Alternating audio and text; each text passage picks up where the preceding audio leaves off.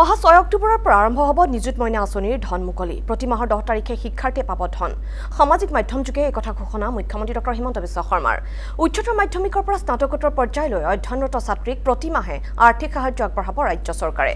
চৰকাৰী কলেজ প্ৰতিষ্ঠানত অধ্যয়ন কৰা উচ্চতৰ মাধ্যমিকৰ ছাত্ৰীক প্ৰতি মাহে 1000 টকাকৈ, স্নাতক পৰ্যায়ত মাহে 1200 টকাকৈ আৰু স্নাতকোত্তৰ পৰ্যায়ত মাহে 2500 টকাকৈ আগবঢ়োৱা হ'ব সাহায্য।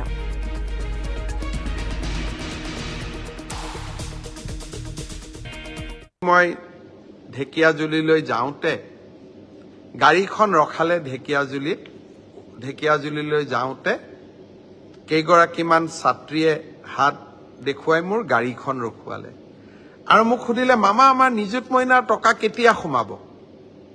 তেতিয়া উত্তৰ দিয়া নাছিলো, ভাবিছিলো গধূলি উত্তৰ দিম। নিযুত মইনা আঁচনিৰ ধন আমি 6 অক্টোবৰ তাৰিখে আপোনালোকক দিয়া আৰম্ভ কৰিম। তাৰ পিছত প্ৰতি মাহৰ 10 তাৰিখে এই নিযুত মইনা আঁচনিৰ ধন আপোনালোকে লাভ কৰি থাকিব।